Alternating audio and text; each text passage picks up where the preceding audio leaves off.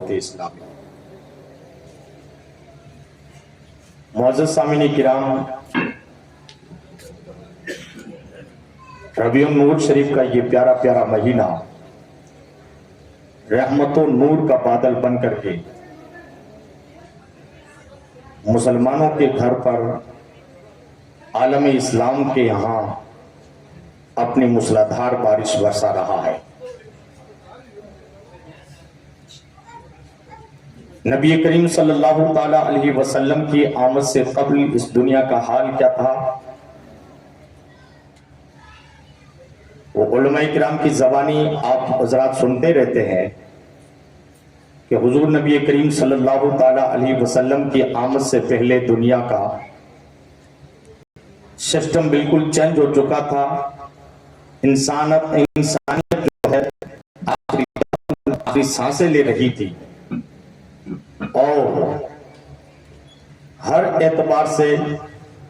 لوگ جو ہے درندگی اور حیوانیت کے ساتھ میں اپنی زندگی بسر کر رہے تھے۔ ایسے میں اللہ پاک نے اپنے پیارے محبوب صلی اللہ تعالی علیہ وسلم کو سیدہ آمنہ کے گھر میں مبعوث فرمایا۔ نبی کریم صلی اللہ تعالی علیہ وسلم کی آمد ہوتی ہے، انسانیت کو ایک نئی زندگی مل جاتی ہے، جو زندگی کے لیے اور جو ہے ایک سکون کی زندگی جینے کے لیے بھیک مانگتے پھر رہے تھے کہ ہمیں کہیں سے جو ہے سکون کے ساتھ میں زندگی ملنے کا جو ہے سہارا مل جائے، لیکن انہیں نبی کریم صلی اللہ تعالی علیہ وسلم کی آمد ہوتی ہے، ایک دنیا کے اندر پورا سسٹم چینج ہو جاتا ہے اور ہر کوئی اپنی آسانی اور سہولت کے ساتھ میں زندگی جینے کا جو ہے حق رکھتا تھا۔ پیارے آقا علیہ السلام کے پیارے دیوانوں، نبی کریم صلی اللہ علیہ وسلم کی شان تو عرفہ و اعلیٰ ہے۔ حضور کی شان اللہ پاک نے تمام نبیوں سے عرفہ و اعلیٰ فرمائی۔ نبی کی زندگی کو اگر اٹھا کر کے دیکھیں تو حضور کی زندگی ہمارے لیے مشعل راہ ہے۔ حضور کی زندگی کا ہر گوشہ ہمارے لیے مشعل راہ بنتا ہوا نظر آ رہا ہے۔ 63 سالہ مختصر زندگی کے اندر نبی کریم صلی اللہ تعالی علیہ وسلم نے دنیا کو وہ نظام دے دیا، وہ دستور حیات دے دیا جس کی تئیں بندہ بچپن کے دور سے گزر رہا ہو تو نبی کے بچپن کو دیکھ کر کے اپنے بچپن میں جو ہے کامیابی حاصل کر سکتا ہے، اور اگر جوانی کی دہلیز پر پہنچ چکا ہے نبی کی جوانی کو بھی دیکھا جا سکتا ہے۔ نبی کریم صلی اللہ علیہ وسلم نے اپنی جوانی کو کس قدر گزارا ہے، اور اگر شادی ہو چکی ہے تو شادی کے بعد میں بھی حضور کی زندگی کو دیکھا جا سکتا ہے، کیونکہ نبی کریم صلی اللہ علیہ وسلم نے ایک نکاح نہیں فرمایا تھا بلکہ حضور نبی کریم صلی اللہ علیہ وسلم نے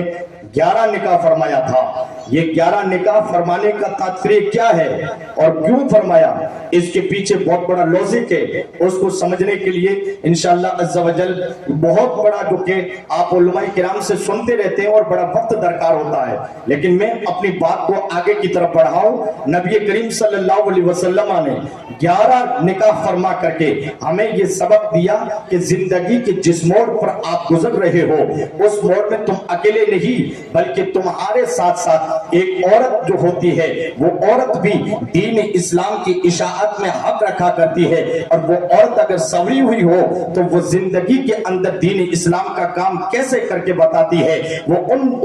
جو ہے ازواج مطہرات سے سیکھا جا سکتا ہے۔ نبی کریم صلی اللہ تعالی علیہ وسلم کے اس جوانی کو دیکھا اور اس کے بعد وہ حضور کی شادی اور نکاح ہونے کے بعد کے جو ہے زندگی کے وقت کو دیکھا۔ اب دیکھیں نبی کریم صلی اللہ علیہ وسلم کی 40 سے بعد کی زندگی کو دیکھیں۔ نبی کریم صلی اللہ علیہ وسلم نے 40 سال کی عمر میں آپ نے نبوت کا اعلان فرمایا۔ اس کے بعد میں دیکھیں کس طریقے سے لوگ جو کہ مکہ کے اندر آپ کے دشمن بنتے نظر آئے، کوئی تو جادوگر کہتا تھا، کوئی کاہن کہتا تھا، کوئی شاعر کہتا تھا، کوئی ساحر کہہ کر کے پکارتا تھا، کوئی مجنون کہتا تھا، کوئی نہ جانے कैसे कैसी फप्तियां कसता था, लेकिन नबी करीम सल्लल्लाहु ताला अलैहि वसल्लम ने आपने अपने रब के दिए हुए लाए हुए दीन इस्लाम की इशाअत इस कदर की कि वो तो मक्का से उठता है दीन इस्लाम और इस तरीके से फैलता है कि पत्थर मक्का से कबल तो आपके साथ में आपका कलमा आप पर कलमा पढ़ने वाले इस्लाम के मानने वाले मुख्तसर थे, लेकिन जैसे ही फतह मक्का होता है और उसके बाद में जब हज्जतुल विदा के मौके पर आपकी एंट्री अरफात के मैदान में होती है,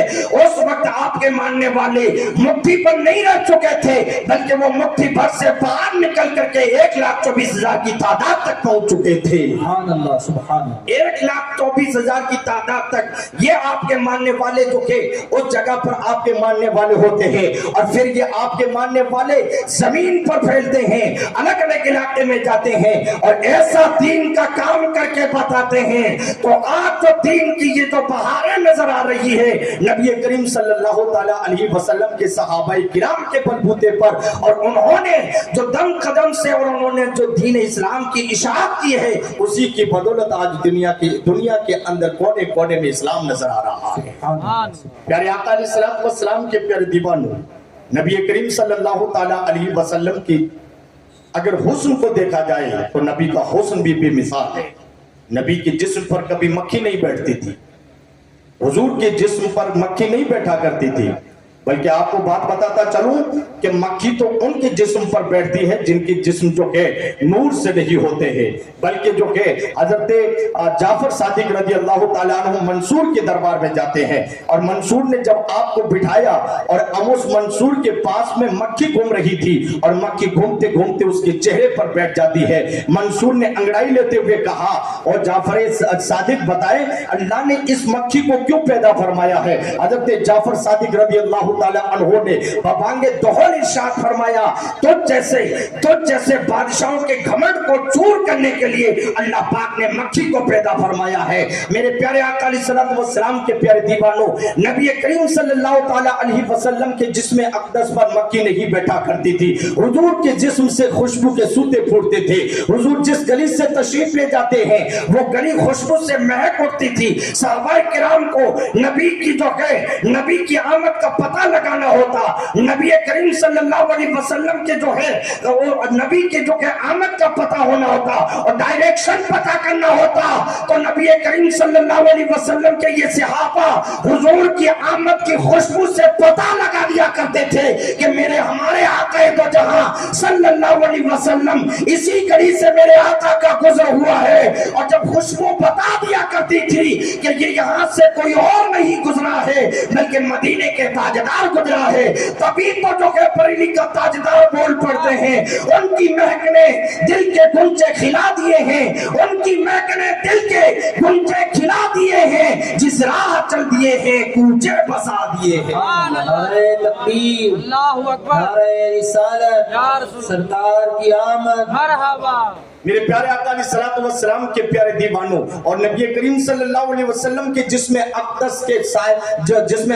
का साया जमीन पर नहीं पड़ता था। हुजूर के साया जो है जिस्म का साया, आपका साया जमीन पर नहीं पड़ता था। हुजूर के जो है जिस्म का साया नहीं है। आप देखिए क्यों नहीं है? क्योंकि हुजूर सल्लल्लाहु अलैहि वसल्लम के जिस्म का साया अगर जमीन पर पड़ता तो कोई इंसान का जो है उस जगह पर जाना होता और उसका पांव हुजूर के जिस्म अक़दस के साये का और कद के बराबर का साया जो है उसके ऊपर पांव आता। अल्लाह को यह भी गवारा नहीं कि मेरे महबूब के साये के ऊपर कोई कदम रखे, बल्कि अल्लाह पाक ने हुजूर को साये से जो है बरी कर दिया और हुजूर के जिस्म का साया नहीं पड़ता था। पता चल गया अल्लाह पाक ने हुजूर नबी करीम सल्लल्लाहु अलैहि वसल्लम को वो शान अता फरमाई है कि अल्लाह ने इस मुकाबले में ना तो पहले कोई नबी पैदा फरमाया, 1,24,000 नबियों की तादाद कमो पेश बताई जाती है, लेकिन उनमें से कोई भी हुजूर सल्लल्लाहु अलैहि वसल्लम को जो है आप जो है उन सब से बढ़ करके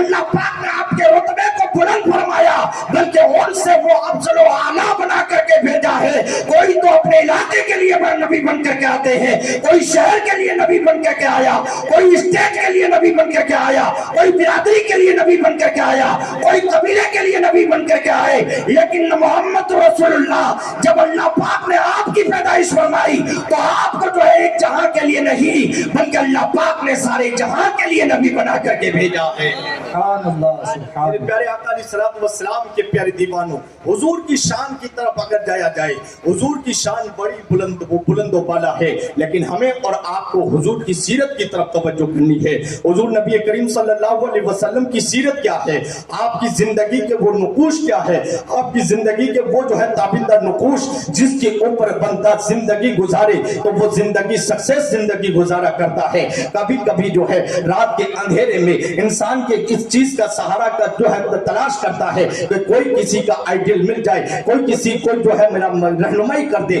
تاکہ میری یہ رات کا جو ہے گھٹا ٹوپ اندھیرا چھٹ جائے. اللہ اکبر. میرے پیارے آقا علیہ الصلوۃ والسلام کے پیارے دیوانوں, بندہ زندگی گزارنے کے تحت جو ہے کسی نہ کسی کو اپنا آئیڈیل ماننے کے محتاج ہوا کرتا ہے. ارے ان دنیا والوں, فلمی اداکاروں اور جو ہے نیتاؤں اور جو ہے ان اداکاروں کے پیچھے یا ان جو کرکٹروں کے پیچھے اپنی زندگی برباد کرنے والوں, اگر تم اور ہم حضور نبی کریم صلی اللہ علیہ وسلم کی سیرت کی طرف اپنی توجہ کر دیں اور نبی کی سیرت کو اپنا لے تو ان دنیا والوں کے پیچھے گھومنے کی ضرورت پیش نہیں آئے گی, بلکہ حضور نے ہمیں وہ 63 سالہ زندگی میں دستور حیات دے دیا کہ بندہ زندگی کے جس شعبے سے نبی اپنی زندگی کو ریلیٹیٹ کرنا چاہتا ہے, اللہ کے رسول کی زندگی میں اسے گائیڈ لائن مل جائے گی اور وہ اسے پتا چل جائے گا مجھے حضور کے نقش قدم پر کیسے زندگی گزارنی ہے. میرے پیارے آقا علیہ الصلوۃ والسلام کے پیارے دیوانوں, نبی کریم صلی اللہ تعالی علیہ وسلم نے 63 سالہ زندگی کے اندر آپ نے وہ دستور حیات دیا, زندگی گزارنے کا وہ طریقہ دیا کہ جس پر بندہ اپنی نگاہوں کے سامنے رکھتے ہوئے حضور کے طریقے کو اگر فالو کرتا ہے تو ایسا بندہ دنیا کے اندر کامیاب ہو کامران ہو کر کے آخرت کی طرف روا دوا ہوا کرتا ہے. نبی کریم صلی اللہ تعالی علیہ وسلم نے ارشاد فرمایا, من احب بسنتی فقد احبنی ومن احبنی کان معی فی الجنہ. جس نے میرے طریقے سے محبت کی گویا اس نے مجھ سے محبت کی, اور جس نے مجھ سے محبت کی کل بروز قیامت وہ میرے ساتھ جنت میں ہوگا. من تمسکا بسنتی عند فساد امتی فلہ اجر 100 شہید. جس نے فساد امت کے وقت میری سنت کو مضبوطی سے پکڑے رکھا اسے اللہ پاک ایسے وقت میں 100 شہیدوں کا ثواب عطا فرماتا ہے. جہاں پر سنتیں کثرت سے چھوڑی جا رہی ہو, حضور کے طریقے کو فالو کرنا انسان جو ہے ایک طریقہ بھول چکا ہو, ایسے وقت کے اندر اگر کوئی نبی کی سنت کو اپناتا ہے, لوگ تانے دیں گے, لوگ اسے اس پر الزام تراشی کریں گے, لوگ اسے دقیانوسی کہیں گے, لوگ اسے جاہل کہیں گے, لوگ نہ جانے کن کن لفظوں سے یاد کریں گے اور اسے ٹارچر کریں گے, لیکن ان کی طرف توجہ نہ کرتے ہوئے وہ یہ تو خیر تہیہ کر لے, ارادہ کر لے, مجھے دنیا کے ٹارچر کرنے سے گھبرانا نہیں ہے, دنیا کے تانا دینے سے میں اپنے راستے کو چینج نہیں کروں گا. میں جس راستے کا میں نے سلیکٹ کیا ہے, جس راستے کو میں نے چنا ہے, وہ راستہ کوئی اور نہیں ہے, وہ جنتی راستہ ہے جس پر چلنے کی وجہ سے اللہ پاک دنیا میں بھی کامیابی عطا کرتا ہے, دنیا سے چلا جاتا ہے, اللہ پاک اسے آخرت میں جنت عطا فرماتا ہے. تو بندے کو چاہیے اس راستے کا سلیکٹ کرے جس راستے پر چلنے سے بندہ دنیا میں بھی کامیاب ہوا کرتا ہے اور آخرت میں بھی کامیاب و کامران ہوا کرتا ہے. وہ راستہ ہے نبی کریم صلی اللہ علیہ وسلم کی سنتوں پر عمل کرنا. بندہ اٹھے تب بھی حضور کی سنت کے مطابق, چلے تب بھی حضور کے طریقے کے مطابق, رات میں سوئے تب بھی حضور کے بتائے ہوئے نقش قدم پر چلے. ایسا بندہ اگر اس طرح زندگی گزارا کرتا ہے, اللہ کے رسول صلی اللہ علیہ وسلم کے فرمان کے مطابق آپ نے ارشاد فرمایا جو میری سنت سے محبت کرتا ہے گویا وہ مجھ سے محبت کرتا ہے, اور جو مجھ سے محبت کرے گا کل بروز قیامت وہ میرے ساتھ جنت میں ہوگا. प्यारे आका अलैहिस्सलातु वस्सलाम के प्यारे दीवानों, नबी करीम सल्लल्लाहु अलैहि वसल्लम की जिंदगी को अपनाने की कोशिश करें। हुजूर ने हमें जो तरीका बताया है उस तरीके को फॉलो करने में ही इंसान को कामयाबी मिला करती है। आप देखें नबी करीम सल्लल्लाहु अलैहि वसल्लम ने हमारी जिंदगी के जितने भी मसाइल है, माँ की गोद से लेकर के कब्र की कोठरी तक, अल्लाह के रसूल सल्लल्लाहु अलैहि वसल्लम ने सारी जिंदगी के इस सारे लॉन्ग टाइम में बंदा जितनी जिंदगी गुजारता है, इस बीच में जो भी उसके मरहले आते हैं, अल्लाह के रसूल सल्लल्लाहु अलैहि वसल्लम ने जिंदगी के हर मोड़ पर उसकी रहनुमाई फरमाई। माँ के पेट से पैदा हुआ बच्चा, अल्लाह के रसूल सल्लल्लाहु अलैहि वसल्लम ने इरशाद फरमाया कि उसके कान में अदान को, सीधे कान में अदान को, उल्टे कान में तकबीर कहो, फिर 7 दिन का हो जाए उसका नाम रखो, और जो है उसके बालों को तराश करके उसको वजन करके चांदी खैरात करो, सदका कर दो, और उसके नाम का अकीका करो। ये सब जो है हुजूर नबी करीम सल्लल्लाहु ताला अलैहि वसल्लम ने इरशादात अता फरमाए। जब बच्चा बड़ा हो जाए तो हुजूर ने इरशाद फरमाया कि 3 बातें अपने बच्चों को सिखाओ। सबसे पहले उसका अच्छा नाम रखो, उसके बाद में आल रसूल और आले रसूल की मोहब्बत सिखाओ, उसके बाद में कुरान की तालीम सिखाओ। ये 3 बातें नबी करीम सल्लल्लाहु ताला अलैहि वसल्लम ने अपने उसकी माँ को और उसके बाप के ऊपर ये जिम्मेदारी आयद कर दी है कि बच्चा पैदा हो गया, माँ बाप की जिम्मेदारी बात बनती है कि बेसिकली तौर पर इन चीजों की तालीम दे, ताकि बच्चा पढ़ा होकर के किसी एरे गेरे नथु खेरे के पीछे न चले, बल्कि वो समझ जाए कि मैंने जो मेरे माँ बाप ने मुझे जो सिखाया है वो हुजूर की मोहब्बत सिखाई है और आले रसूल की मोहब्बत सिखाई है। कुरान की तालीम सिखाएंगे तो इंशाअल्लाह ताला कुरान की तालीम जो कुरान की तिलावत करता चला जाएगा और दुनिया से उसकी जिंदगी से अंधेरा भी छटता चला जाएगा। इस तरीके से नबी करीम सल्लल्लाहु अलैहि वसल्लम ने जो है हुजूर ने इरशाद फरमाया कि माँ जो है बच्चे का पहला मदरसा, पहला स्कूल है। मदरसा जितना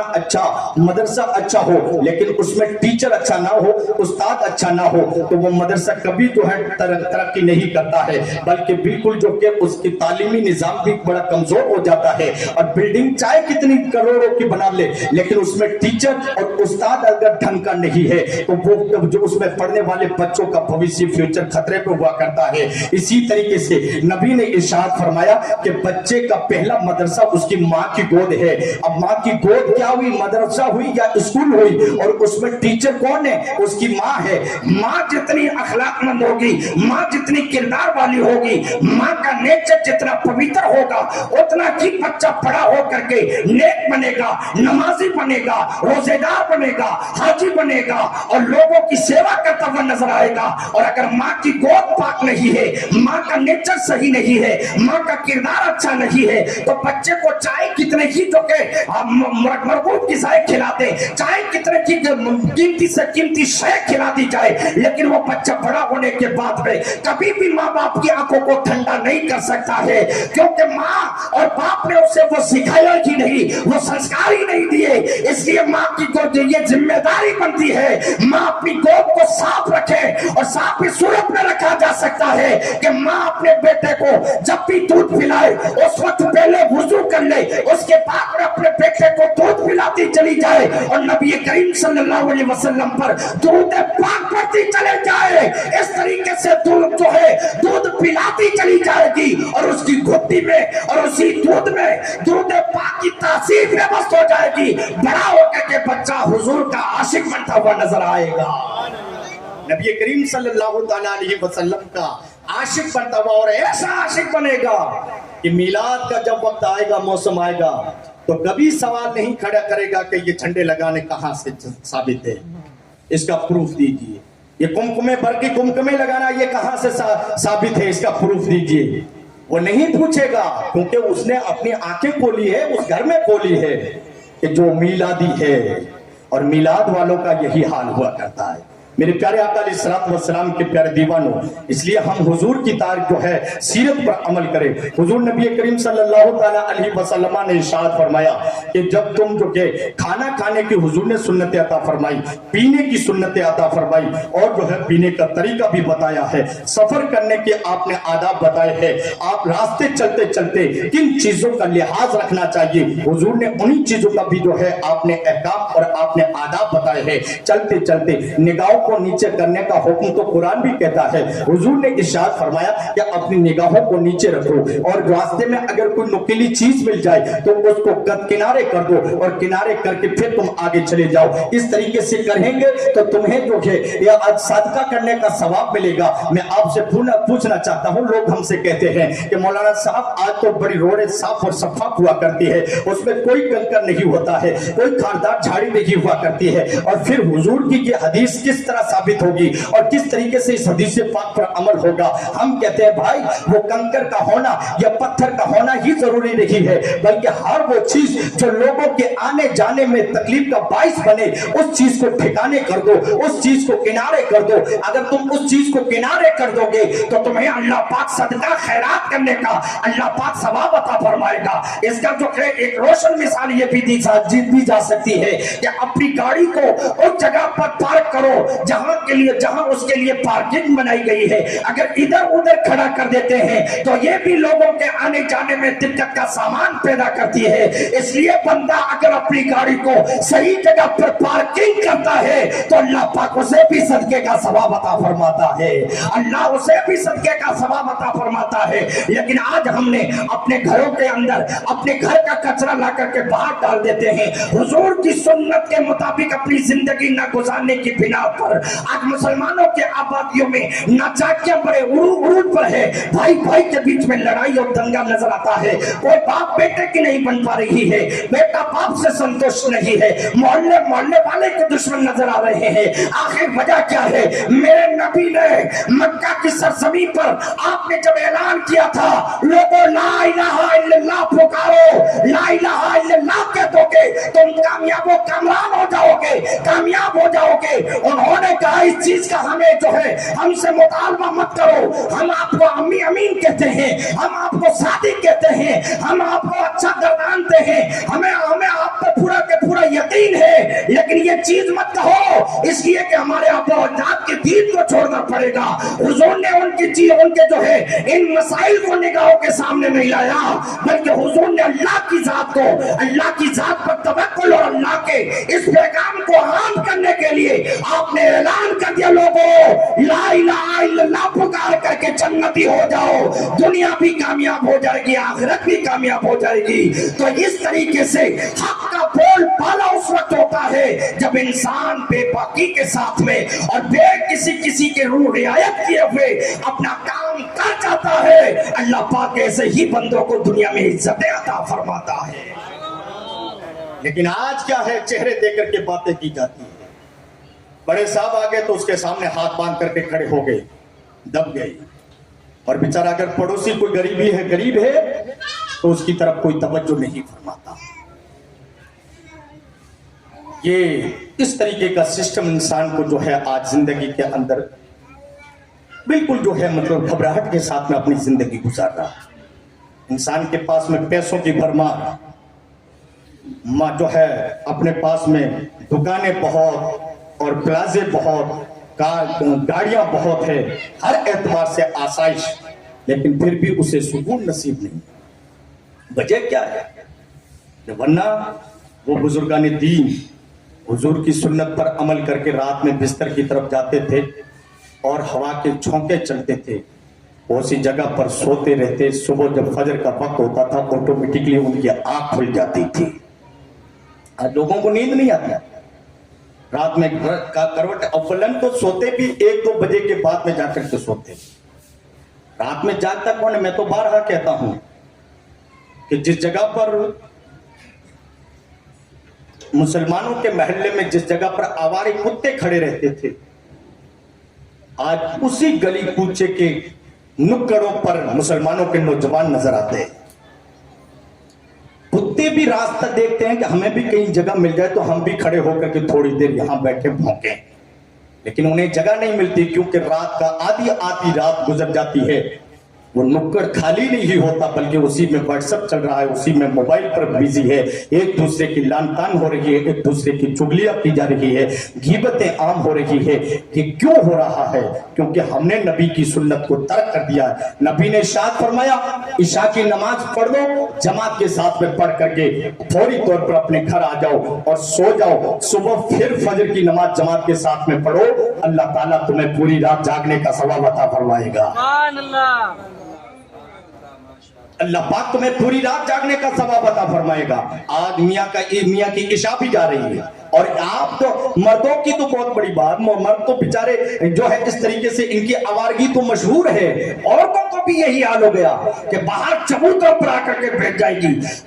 आधी रात तक उसके जो है महल्ले के एक दूसरे के घर को आड़े हाथों लेकर के उस पर डिस्कस करती रहती है। महसूस ऐसा होता है कि पूरी जो है पूरे महल्ले का ठेका इसी ने ले रखा है कि इसके जरिए इसके थ्रू वो सारे के सारे सुबह डिसीजन लेकर के उसके हुक्म को नाफिज करना है। मेरे प्यारे आका अलैहिस्सलातु वस्सलाम के प्यारे दीवानों, होना तो क्या चाहिए था कि बंदे को वो बंदी अल्लाह के अपने घर में बैठ करके अल्लाह की बंदी अपनी तस्बीह हाथ में लेकर के मुसल्ले पर बैठ जाती और अल्लाह अकबर और अल्हम्दुलिल्लाह और जो के इस तरीके से नरके बुलंद करती, वो तस्बीह पे तस्बीह पढ़ती चली जाती और उसके बाद में हाथों को रब की बारगाह में बुलंद करती और दुआ करती, मौला मेरे ये लरजते हुए हाथ, मेरे ये थरकते हुए पाँव, मेरी कपकपी को मत देख मौला, मेरे इन जो है लफ्जों को मत देख, बल्कि तेरे महबूब का वास्ता देती हो मौला, मेरे बिगड़े हुए हालात को संवार दे। माँ इधर बैठ करके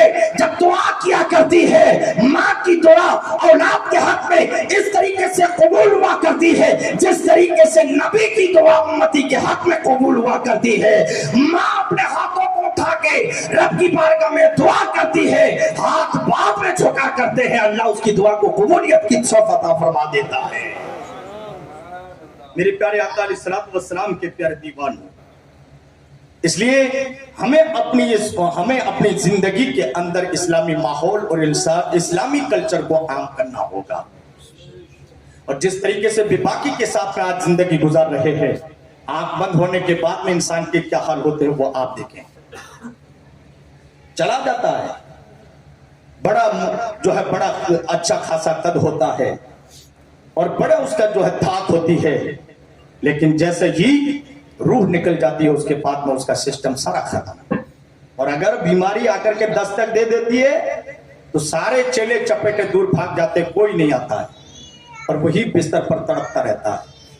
इसलिए वो वक्त आने से पहले खुदा को राजी कर लो। अल्लाह को राजी करेंगे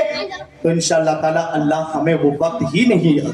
हम पर वक्त ही नहीं वो अता करेगा जिसकी वजह से इंसान को अपनी दोबर भरी जिंदगी गुजारनी पड़ेगी। क्योंकि शादी की महफिल है और शादी की महफिल से ताल्लुक से भी अगर गुफ्तगू की जाए तो ये आजकल हमारे मुआशरे में किस तरह के तरीके से शादी को लेकर के किस तरीके से खुराफात आम हो चुकी है उसका अंदाजा आप बखूबी जानते हैं। जो आजकल तुम लोग तो बड़े हमसे ज्यादा जो है एडवांस में होते हैं,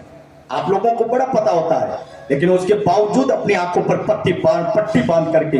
अपने नाम के खातिर, अपने नाक के खातिर वो काम कर जाते हैं और नहीं देखते कि इस्लाम के कानून को कितना जो है कुचला जा रहा है, इस्लाम के कानून को कितना मैं जो है पीठ के पीछे डाल रहा हूं। इस चीज का लिहाज ही नहीं करता। मुसलमानों की शादियां बताती, आज लोग कहते हैं मुसलमान बड़ा बेपर्द हो गया है, मुसलमानों के पास में जो के माली एतबार से माली स्थिति ठीक नहीं है। मैं कहता हूं मुसलमानों की गुर्बत का कौन डंडोरा पीटता है? मुसलमान गरीब किसने कहा है कि मुसलमान गरीब हो गया? मुसलमानों की अमीरी देखनी हो तो आओ हमारी शादियों का मुलाहिजा करो, हमारी शादियां देखो, उस वक्त में पता चल जाएगा कि मुसलमान गरीब है या अमीर है। ऐसे तरीके से अंधाधुंध अल्लाह ने माल अता किया है, अल्लाह ने दौलत अता की है, तो दौलत अता कर दी तो इसका मतलब ये घी को उसको पानी की तरह बहाना शुरू कर दे। अल्लाह जर्रे जर्रे का हिसाब लेगा, जो अल्लाह ने अता किया उसके अता किए हुए सारी नेमतों का अल्लाह पाक हिसाब फरमाएगा। एक एक जो के चीज का हिसाब लेगा,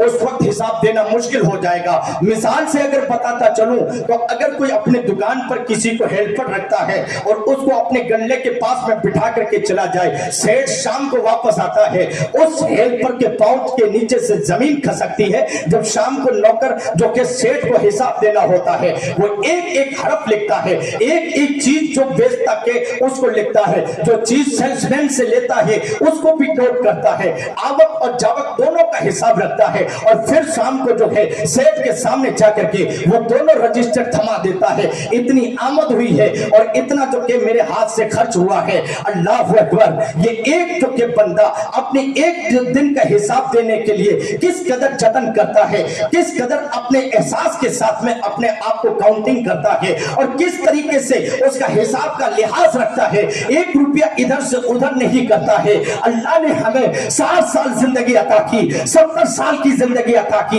80 साल की जिंदगी अता की। अल्लाह ने हिसाब लिया तो एक दिन का हिसाब नहीं दे पाएंगे, एक दिन का हिसाब देना बड़ा मुश्किल हो जाएगा यारो। इसलिए 70 साल का हिसाब देने के लिए हमारे पास में क्या हमने बच्चों के जतन किया है। उस दिन के आने से पहले पहले बंदा अपनी जिंदगी को इस कदर गुजारे कि उसके घर में अकीके की महफिल हो, या जो है खतरे की महफिल हो, या अपने घर में निकाह की महफिल हो, या सगाई की रस्म हो, या जो है कोई और महफिल क्यों ना हो, उन महफिलों में हम इधर उधर का तरीका ना अपना करके मुस्तफा करीम की सुन्नत को आम करेंगे। अरे काम करते चले जाएंगे, हुजूर की सुन्नत के मुताबिक करेंगे। अल्लाह पाक हमें इस काम में इस कदर बरकतें अता फरमाएगा कि बंदा ये काम तो बाप में करेगा, अल्लाह पाक उसे इबादत का सवाब अता फरमाएगा। बंदे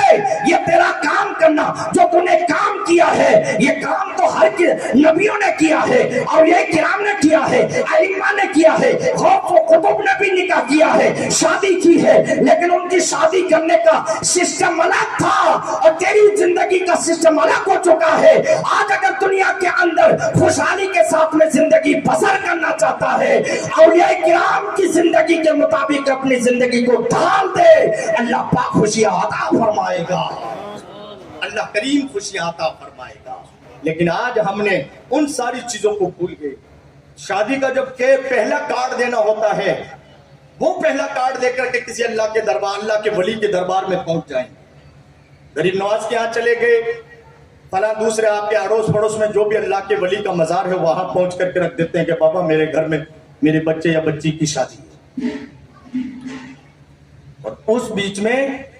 सारा सिस्टम हम भूल जाते हैं कि हमें किस कदर शादी का जो है ये तरीका अपनाना चाहिए। हुजूर ने इरशाद फरमाया अन्निकाहु मिन सुन्नती फक़त, जो है निकाह मेरी सुन्नत है, वमन रग़िबा अन सुन्नती फलैसा मिन्ना, जिसने मेरी सुन्नत से एराज किया उसने जो है वो हम में से नहीं है। आज बहुत से इस खदशे की वजह से निकाह नहीं करते। क्या वजह, क्या आपको बताऊं? वजह यह है कि औलाद पैदा होगी, औलाद पैदा होगी, बड़ी होगी, बड़ी होने के बाद में वो नाफरमान होगी। उनको सब पता है, पहले से ही अपने दिमाग में सारा कुछ कचरा लेके बैठे हुए, और इसी वजह से बहुत से लोग नौजवान शादी नहीं करते। और फिर आप देखें क्या आमतौर पर क्या होता है, उनको अपनी जो है ख्वाहिश बुझानी होती है तो इधर उधर जाकर के हाथ पैर मार देते, गुनाह के धंधे करते। इस वजह से आज सुन्नत को तर्क किया जा रहा है। हुजूर ने इरशाद फरमाया अन्निकाहु मिन सुन्नती फलैसा मिन्ना, अन्निकाहु मिन सुन्नती फमन रग़िबा अन सुन्नती फलैसा मिन्ना। निकाह मेरी सुन्नत है, यानी मेरा तरीका है, और जिसने निकाह से मुंह मोड़ा वो हम में से नहीं, यानी हमारे तरीके से नहीं है, हमारे तरीके पर नहीं है। अल्लाह पाक ने, अल्लाह के रसूल ने इरशाद फरमाया कि बंदा जब ब्याह निकाह कर लेता है तो आधा दीन उसका महफूज हो जाता है, आधा दीन महफूज हो जाता है, और आधा दीन महफूज, आधे दीन पर, बाकी आधे दीन पर अल्लाह से डरता रहे। अब अल्लाह से डरने का हाल क्या है कि बंदे ने शादी कर ली, उसके बाद में वो हर वक्त डरता रहे कि मेरा कोई ऐसा कदम ना उठे जिसकी वजह से अल्लाह की नाराजगी का सबब बने। हुजूर नबी करीम सल्लल्लाहु अलैहि वसल्लम ने 11 शादी फरमाई, और आपने अपने घर की अज़वाज को, हमारी माओ को ये ऑर्डर दे रखा था, स्पेशली ऑर्डर दिया था,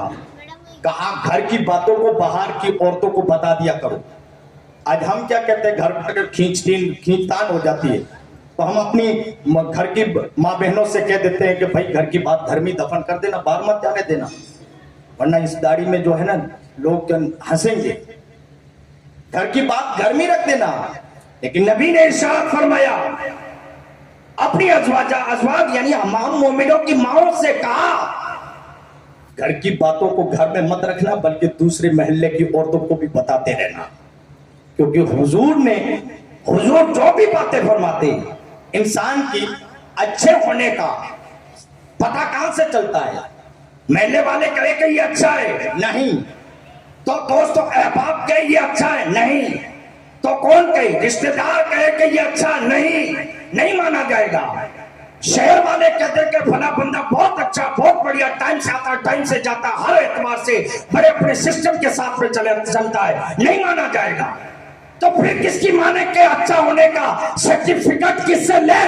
تو اس کے گھر کی طرف لوگوں گھر پر آ کر کے اس کے گھر کی اب اس کی بیوی سے پوچھو، بتا تیرا شوہر کیسا ہے، کس طریقے سے اس کا رویہ کیا ہے۔ بیوی اگر اچھا کہتے تو اس کو اچھا مانا جائے گا، بیوی اگر اسے برا کہے تو اسے برا مانا جائے گا۔ گھر کے پورا محلہ اسے جو ہے اچھائی کے ساتھ میں یاد کرتا رہے، لیکن محلے گھر کے اندر اس کی بیوی اسے برا کہتی ہے تو اسے برا مانا جائے گا۔ حضور نے ارشاد فرمایا کہ تم میں سے سب سے بہتر وہ ہے جو اپنے گھر والوں کے لیے اچھا ہے، اور سن لو میں اپنے گھر والوں کے لیے سب سے زیادہ اچھا ہوں۔ حضور نے ارشاد فرمایا، اور حضور جب بھی اپنے گھر آتے اور گھر آنے گھریلو کاموں میں جو ہماری مائیں کام میں لگی ہوتی اس کام میں ہاتھ ہٹا دیا کرتی تھی۔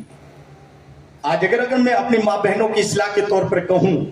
تو یہ کہنے میں مجھے کسی طرح کی جھجک نہیں ہوتی کہ آج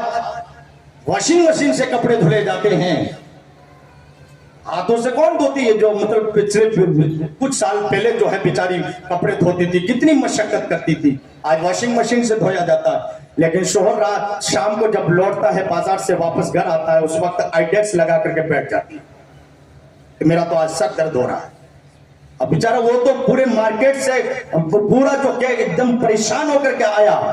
گھر لوٹتے ہی فوراً اس نے کہہ دیا کہ بھائی میرا تو آج سر درد ہو رہا ہے۔ اور اس طریقے سے جو کہ اس کے سارے جو کہ جس طریقے سے وہ بازار سے مارکیٹ سے یا اپنے گھر کسی دوسری جگہ سے پریشان ہو کر کے گھر آتا ہے، اس کو پتا ہوتا ہے گھر جاؤں گا تو کچھ سکون مل جائے گا، لیکن گھر آنے اس نے یہ کب سوچا تھا کہ گھر جانے کے بعد بھی موڈ آف ہوتا ہے۔ آج یہ سسٹم ہو چکا ہے کہ باہر جاتا ہے انسان کا موڈ ایک دم صحیح رہتا ہے، گھر لوٹتا ہے گھر آتے ہی اس کا موڈ آف ہو جاتا ہے، کیونکہ ہم نے اپنے گھر میں حضور کی شریعت کو جو کہ نافذ نہیں کیا، ہم نے اپنے گھر میں حضور کی شریعت پر عمل کرنے کے لیے تاکیداً کوئی ایسا حکم جاری نہیں کیا، بلکہ ایک دور تھا جب فجر کی اذان ہوتی تھی مائیں اٹھ جایا کرتی تھی، گھر کی صفائی کرتی تھی، اس کے بعد میں سردی کا موسم ہوتا پانی گرم کر دیا کرتی تھی، اس کے بعد میں اپنے شوہر نامدار کو اٹھایا کرتی تھی، پھر اپنے جوان بچوں کو اٹھاتی، جوان بچیوں کو اٹھاتی اور یہ اعلان کرتی میں نے تمہارے لیے گرم پانی کا انتظام کر دیا ہے،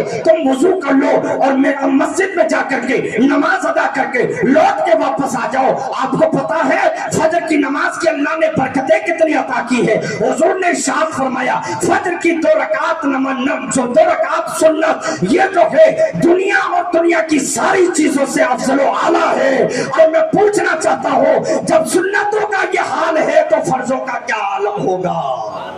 سنتوں کا یہ حال ہے، حضور نے ارشاد فرمایا فجر کی 2 سنتیں دنیا وما فیہا سے افضل و اعلیٰ ہے، تو جو سنت پر اللہ پاک اتنا ثواب عطا فرماتا ہے تو جو فرض بھی ساتھ میں پڑھتا ہے اللہ پاک اسے کتنا ثواب عطا فرماتا ہے۔ اور ہم نے اپنے گھر کے اندر بسا ایسے گھر بھی آپ کو مل جائیں گے، اگر سروے کیا جائے تو ایسے گھر مل جائیں گے جن گھروں میں جمعے کوئی ٹوپی سر پہ رکھتا ہے، ہاں جمعہ سر پہ ٹوپی رکھنے والے مل جائیں گے، اور اگر زیادہ ہی کچھ جو کہ ترقی یافتہ ہے تو جمعہ نہیں عید ملیں گے آپ کو، ہاں کیونکہ ان کو بیچاروں اپنے کاموں سے فرصت نہیں ملتی۔ اور پھر جو ہے جن کو مسجدوں کے سامنے ہم مسلمانوں کی بھیڑ نظر آنی چاہیے، آج ہاسپٹلز میں جا کر کے دیکھیں، اسپتالوں کی طرف جا کر کے دیکھیں، ٹوپی لگے ہوئے مسلمانوں کی ایک تعداد کھڑی رہتی ہے۔ میں پوچھنا چاہتا ہوں کہ जिस जगह मस्जिदों के सामने मुसलमानों की भीड़ जब रहती थी तो मस्जिद के बाहर महल्ले की गैर मुस्लिमा औरत आती थी, अपने बच्चे को लेकर के, उसे पता था मुसलमान अंदर गया है, रब से वादा करता है इय्याका नअबुदु व इय्याका नस्तईन, ए अल्लाह हम तेरी ही इबादत करते हैं और तुझ ही से मदद तलब करते हैं। अब बंदा जब इस तरीके का वादा करके घर से बाहर, मस्जिद से बाहर आता है, उस वक्त जब अल्लाह से मदद तलब की है तो अपने इस जो अल्लाह से हम कलामी का शर्फ हासिल करके घर, अल्लाह के घर से बाहर आया है, अब इसका मुंह इस तरीके से पाक हो गया तो वो गैर मुस्लिमा औरत का अकीदा हुआ करता है कि ये बंदा मेरे बच्चे पर दम करेगा, मेरा मालिक इसको शिफा दे देगा। वो औरतें हमारी मस्जिदों के दरवाजों पर आकर के अपने बच्चों को लेकर के खड़ी रहती थी, हम मुसलमान उनके जो है उन पर दम किया करते थे, अल्लाह पाक उन्हें शिफा अता कर देता था। बल्कि बात मुस्लिम गैर मुस्लिम औरतें तो मुसलमान नमाजी के पांव के नीचे से मिट्टी को ले जा करके घर में उसको धो करके अपने मरीजों के जिस्मों पर रगड़ा करती थी, अल्लाह पाक उन्हें शिफा अता फरमा देता था। लेकिन आज वो दौर खत्म हो गया, हम ना नमाजी खुद है, ना औलाद है, ना घर में कोई और नमाजी है, मस्जिदें हमारी खाली नजर आ रही है, मस्जिदें मर्जिया खा है, कोई उनमें नमाजी नजर नहीं आता। नमाज के लिए अजान तो 5 वक्त हो रही है, लेकिन मस्जिद में जाकर के माथा टेकने के लिए हमारे पास में वक्त नहीं है। जब से हमने सजदों को तर्क किया है उस दिन से हमारी उल्टी गिनती शुरू हो गई और हम तरह तरह के जो है जुर्मों और तरह तरह की बीमारियों के अंदर मुब्तला हो चुके, और जहां मस्जिदों में नहीं वही भीड़ आज अस्पतालों की तरफ नजर आ रही है। और अगर जब बंदा इबादत करता है, जो है सर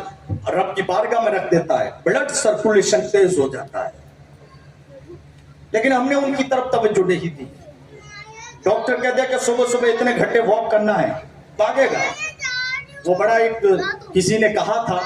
कि पहले के मुसलमान बेचारे जो गरीब होता था वो खाना रोटी कमाने के लिए भागता था, और आज बचाने के लिए भागना पड़ता है। बचाने के लिए भागना पड़ता है कि भाई जाऊं, भागूं, फिर इधर उधर करूं ताकि जो है ठीक हो जाऊं। अल्लाह पाक ने हमें तो दिन और रात में 5 जो है इस तरह के सेंटर अता कर दिए। 5 टाइम आप फजर में, जोहर में, असर में, मगरिब, इशा इस तरीके से करेंगे, इंशाअल्लाह अज़्ज़ा वजल वो सारे जिस्म का सिस्टम एकदम सीधा हो जाएगा। कहीं डॉक्टर की सलाह लेने का मैं मुमकिन नहीं हूं, लेकिन ये भी तो देखना चाहिए कि अल्लाह पाक डॉक्टर को डॉक्टर बनाया किसने? मालिक ने बनाया है। तो हम अपने मालिक रब की बारगाह में अपनी पेशानी झुकाने के बाद में डॉक्टर का सहारा ले तो ये बात समझ में आती है। लेकिन अगर हम अपने असल राह को भूल करके सिर्फ उन पर तकिया करके बैठ गए, मैं मेडिकल जो है रिसर्च रोजाना मैं जो है अपना मेडिकल रिपोर्ट हर हफ्ते निकालता हूं, मैं ठीक ठाक हूं। अरे लोगों ने तो, साइंस ने इस कदर तरक्की की है, साइंस कहता है कि ऐसा इंजेक्शन निकल चुका है कि जो बंदा लगा देता है 70-80 साल तक उसे मौत नहीं आती। लेकिन मैं पूछना चाहता हूं, वो इंजेक्शन लगा करके अगर कोई चौराहे पर चला जाए, पीछे से बाइक वाला आए और उससे धक्का लगाए, या तो वो जमीन पर गिर जाए, रोड पर गिर जाएगा, वो मरेगा या जिंदा रहेगा? वो कहता है नहीं, मर तो जाएगा। तो मैं पूछना चाहता हूं, ये तरक्की तो आज की तरक्की है भाई। अगर तू इस तरीके से घर से बाहर निकला, अल्लाह की बारगाह में दुआ करके निकला है, मौला मैं तो घर से कदम बाहर रखता हूं, मेरी जान की हिफाजत करना तेरे दस्ते कुदरत में है। बंदा दुआ करके बाप में निकला करता है, अल्लाह पाक अपने फरिश्तों की ड्यूटी लगा देता है। उस हर आने वाली मुसीबत से फरिश्तों की ड्यूटी होती है कि अगर कोई एक्सीडेंट होना होता है तो अल्लाह के फरिश्ते उससे जो है उस एक्सीडेंट से बचा लेते हैं। जिन्नात की सवारी होती है, अल्लाह के फरिश्ते उस सवारी से भी बचा लेते हैं। इंसान का जादू टोना होता है, अल्लाह के फरिश्ते उससे भी बचा लिया करते हैं। अरे अल्लाह से अगर बंदा मदद तलब करता है, अल्लाह पाक उसे मदद अता फरमाता है। शर्त यह है कि बंदा अल्लाह से सच्ची तौबा करे और सच्ची मदद मांगने का इरादा कर ले।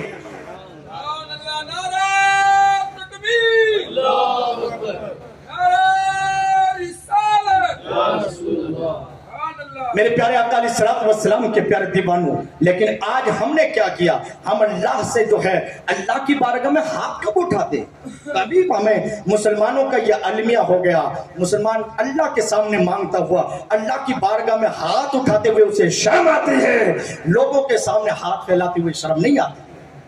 اور جو مسجدوں میں دیکھا جاتا ہے کہ مسجدوں میں امام صاحب دعا کرتے ہیں، اس وقت بھی ایسے لے کے بیٹھے رہتے ہیں، ایسا لگتا ہے کہ ان کو بس اللہ کے سامنے ہاتھ اٹھانا شرم محسوس ہوتی ہے، جبکہ اللہ کی بارگاہ میں ہاتھ پھیلاؤ، بالکل ایک دم بازو کھلے ہوئے وہ ایسے ہو، اور اس طریقے سے مانگو، اللہ پاک عطا فرماتا ہے۔ گناہوں سے اشک، آنکھوں کو اشک پار کر کے رب کی بارگاہ میں مانگو تو صحیح۔ رب کے رسول نے ارشاد فرمایا، الطائب من الذنب کمن لا ذنب لہ، گناہوں سے توبہ کرنے والا بندہ ایسا پاک ہو جاتا ہے جیسے اس نے گناہ کیا ہی نہیں ہے۔ گناہ انسان سے ہو جاتا ہے، انسان خطاؤں کا گھر ہے، الانسان دار الخطا، انسان خطاؤں کا گھر ہے، لیکن ہوشیار بندہ وہ ہے کہ خطا ہو جاتی ہے، اس کے بعد میں رب کی بارگاہ میں آ کر کے ندامت کے آنسو ٹپکانے کے بعد رب کی بارگاہ میں ہاتھوں کو بلند کرتا ہے، آنسو نکلتے ہیں، یہی آنسو اس کی توبہ کی قبولیت کے ضامن بن جایا کرتے ہیں، اللہ پاک اس کے توبہ کو قبول فرما دیتا ہے۔ اور یہاں اس توبہ میں اگر خلوص ہوتا ہے، نیت جتنی جو کہ ایڈوانس اور نیت جتنی پرفیکٹ ہوا کرتی ہے، اللہ پاک ان گناہوں کو بھی نیکیوں میں تبدیل فرما دیا کرتا ہے، ان گناہوں کو نیکیوں میں تبدیل فرما دیا کرتا ہے بندہ کہ اس وقت جب جو ہے بندہ سچے دل کے ساتھ میں اللہ کی بارگاہ میں توبہ کیا کرتا ہے۔ لیکن آج میرے پیارے آقا علیہ الصلوۃ والسلام کے پیارے دیوانوں، گناہ کرنے کے بعد میں بھی سینہ زوری ہوتا، گناہ کر کے آیا ہے لیکن پھر بھی کہتا میں نے اس کے 8-10 مکے مار کر کے آ رہا ہوں،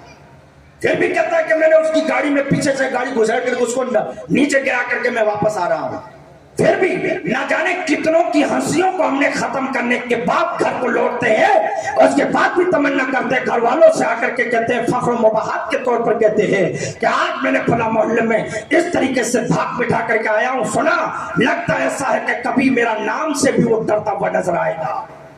ارے ہمارے اور نام آپ کے نام کی کیا حیثیت ہے؟ نام تو رب کا ہے اور وہی نام باقی رہنے والا ہے۔ حقیقت میں اگر کوئی کسی محلے میں جا کر کے اللہ کے ہو، اللہ اور اللہ کے رسول کے دین کی خدمت کر کے آتا ہے، ایسا بندہ اپنے آپ کو تو تھوڑا سنتشٹ کر سکتا ہے کہ ہاں میں فلاں جگہ پر گیا تھا، دین کی باتیں بتائی تھی، ہو سکتا میرا اللہ اس باتوں کو قبول فرما لے تو میری زندگی بھی اللہ پاک قبول فرما لے گا، اور جو اس پر عمل کرے گا اللہ پاک اسے بھی ثواب عطا فرمائے گا۔ اور دیکھیں کہ ہم آج کل جو کہ جشن ولادت کا جلوس اور جو دوسری تقریبات ہوتی وہ بڑے ذوق اور شوق سے مناتے ہیں، منانا چاہیے، اس کا انکار نہیں کیا جاتا ہے، لیکن ایک دن کے میلادی مت بنو، 365 دن کے میلادی بنو۔ اور وہ 365 دن کیسے؟ اس کے لیے یہ ہے کہ جب فجر کی اذان ہو اس وقت اٹھ جاؤ، وضو کرو، وضو کرنے کے بعد میں گھر والوں کو اٹھاؤ نماز کے لیے، اور محلے سے مسجد کی طرف جاتے ہوئے بیچ میں ادھر ادھر اعلان کر دو، بھائی نماز کا وقت ہو چکا ہے، چلو نماز کی طرف چلو۔ یہ دعوت اسلامی کے مبلغین جو کام کر رہے ہیں نا، سبحان اللہ، یہ کوئی جو ہے نیا طریقہ نہیں ہے، یہ روزانہ میلاد مصطفیٰ منا رہے ہیں۔ سبحان اللہ۔ آج لوگ کہتے ہیں کہ بھائی فجر کے بعد ہی صلاۃ و سلام کیوں پڑھا جاتا ہے، ظہر کے بعد میں بالالتزام کیوں نہیں پڑھا جاتا، عصر کے بعد کیوں نہیں پڑھا جاتا، مغرب کے بعد کیوں نہیں پڑھا جاتا، عشاء کے بعد میں کیوں نہیں پڑھا جاتا؟ ہاں کوئی محفل ہو تو اس وقت پڑھتے ہیں، اس کا کوئی انکار نہیں ہے، لیکن بالالتزام یعنی پوری پابندی کے ساتھ میں نہیں۔ فجر کے بعد تو سلام پابندی کے ساتھ میں مسجدوں میں ہوتا ہے۔ وجہ کیا ہے؟ اس لیے کہ اس وقت آقا کی پیدائش ہوئی ہے، اور حضور کی جب جس وقت پیدائش ہوئی ہے، حضور کا جشن ہر روز مسلمانوں کی مسجدوں میں منایا جاتا ہے، صلاۃ و سلام کی شکل میں منایا جاتا ہے۔ مصطفیٰ جان رحمت پہ لاکھوں سلام، شمع بزم ہدایت پہ لاکھوں سلام، شیر یار ارم، تاجدار حرم، نوبہار शफाअत पे लाखों सलाम। जिस सुहानी घड़ी चमका तौबा का चांद, उस दिल अफरोज साअत पे लाखों सलाम। ये नमाज फजर के बाद में मुसलमान हर रोज आका का विलादत का जश्न मनाया करता है। तो मुसलमानों, एक दिन के मिलादी मत बनो, 365 दिन के मिलादी बनो। इंशाअल्लाह दुनिया भी आबाद हो जाएगी, आखिरत भी आबाद होती हुई नजर आएगी। हाँ, इस तरीके से। और ये जो मुबलिगीन आपको उठाते हैं या मुझे उठाते हैं, तो इससे हमें कतराना नहीं चाहिए कि हमारी नींद में खलल पड़ता है।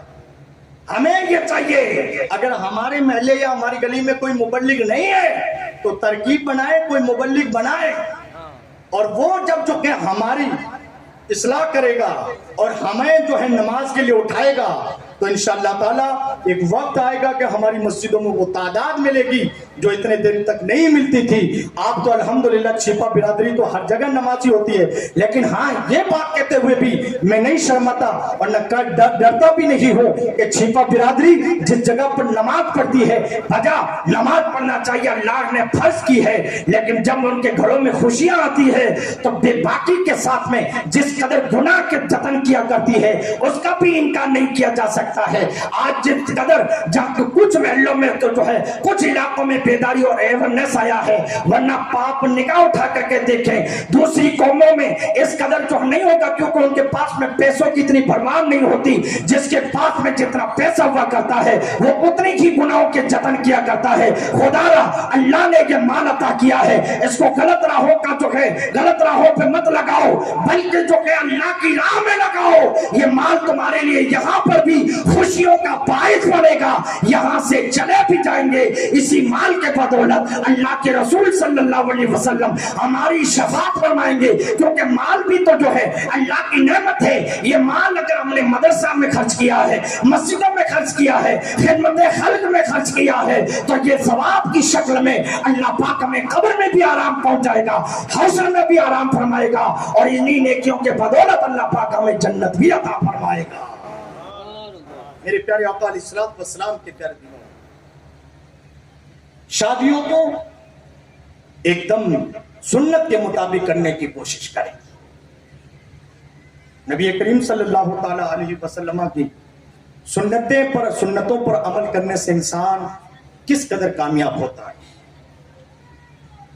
आप देखें कि सहाबाए किराम ने जिनके पास में किस कदर जो है सुफ़ा के चबूतरे पर बैठ करके दीन इस्लाम की तालीम हासिल करते हैं, और सिर्फ तालीम किसकी दी जाती है?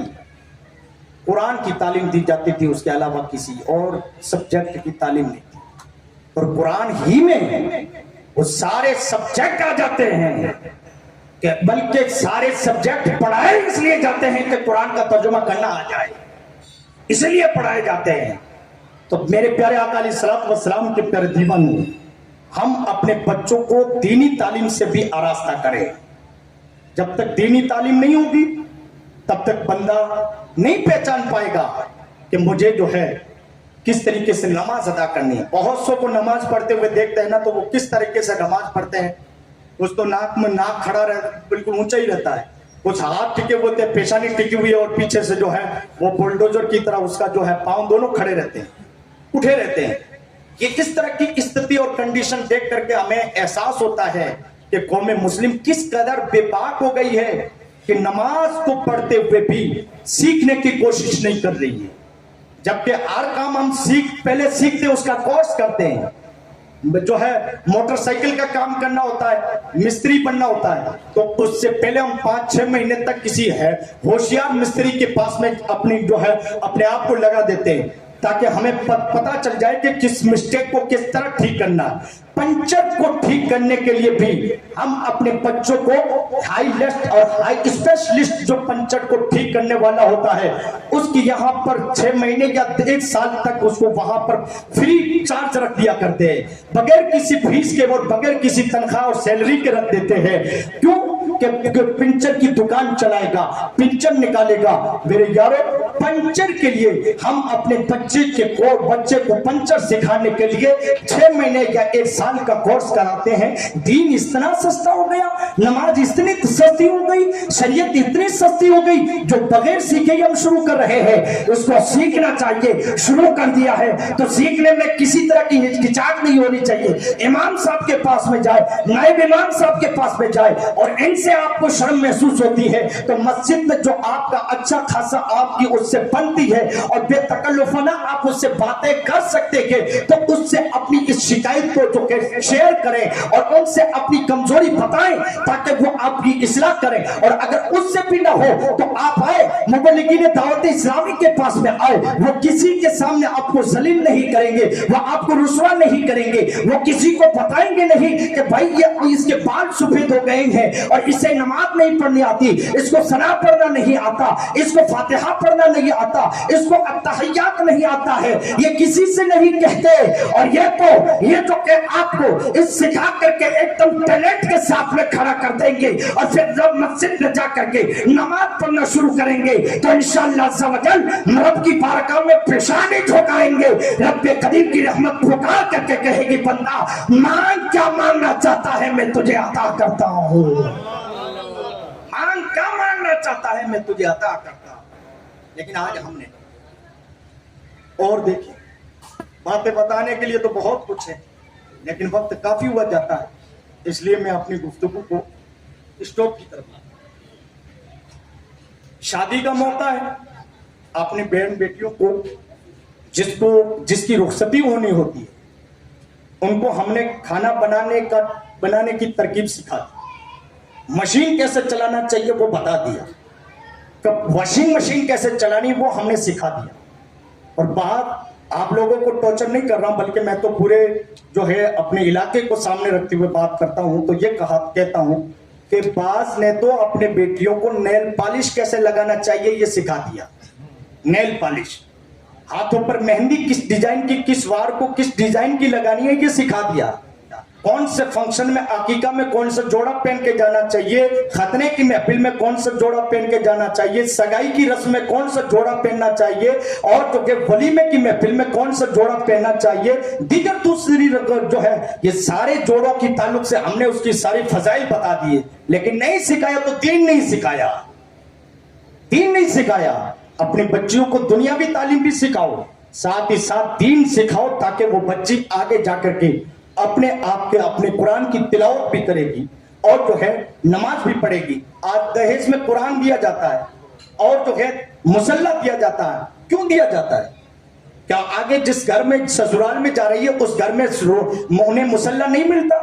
उन्हें कुरान नहीं मिलता? मिलता है। तो फिर देने का क्या बात, क्यों देते हैं? देते इसलिए है, साथ ही साथ साइलेंट मैसेज ये देना चाहते, बेटी फला जगह जा रही है, कोई तकलीफ आ जाए कुरान की तिलावत कर लेना, कुरान की तिलावत करने के बाद में रब से मांग लेना, रब तेरी मुसीबत और परेशानी का सॉल्यूशन अदा कर देगा।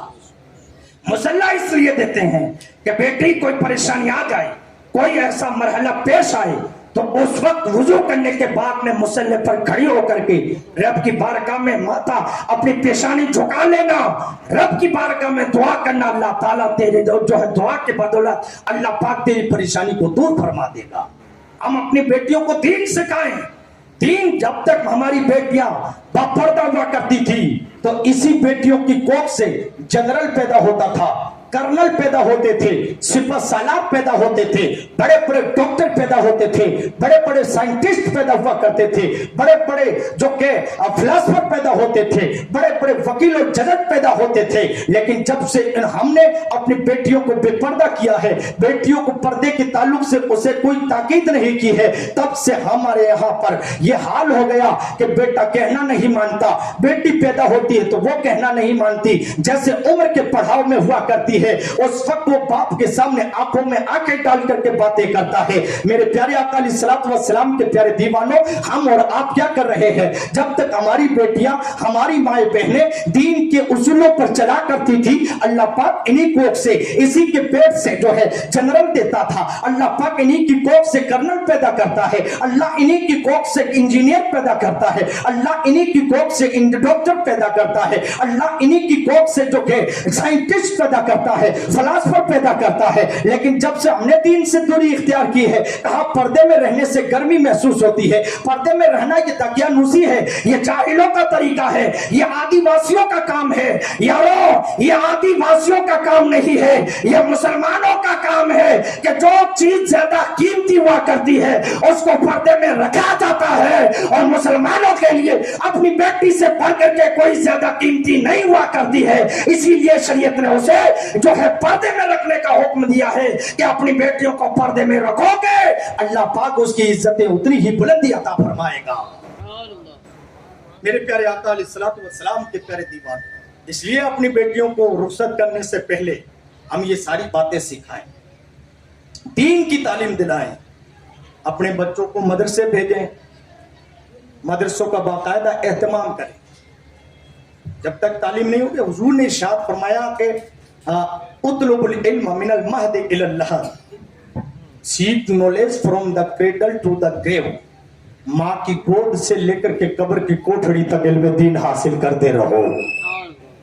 کسی انگریز دانشور نے کہا تھا,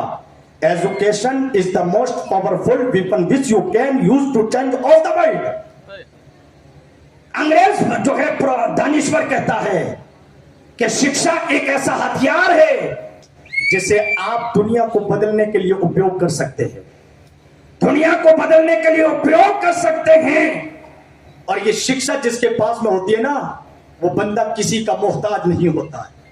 وہ کوئی بھی کام ہوتا ہے وہ کام اپنا کر لے گا. اس لیے اپنے بیٹوں کو, بچیوں کو, اپنے جو جس طریقے سے اپنے ماتحت ہے